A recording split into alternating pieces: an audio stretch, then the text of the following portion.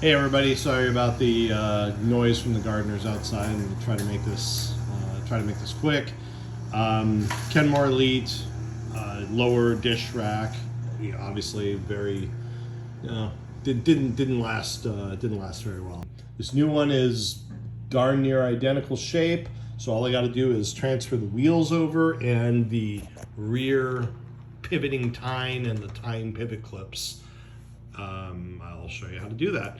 Most important thing to do is get the original part number from Sears, which I'm going to show you here.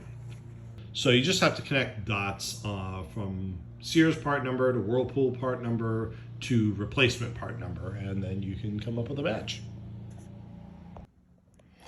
So what I had to do, I had to take the pivot tine here from my old rack and that. Put the little stopper here so it can go in that position or in that position. I'll turn it around here so you can see. And it just kind of floats down here. And you can see it just goes in there and pivots back and forth. And if you want the pull handle from your old rack, it's just a matter of releasing these little tabs, prying it open.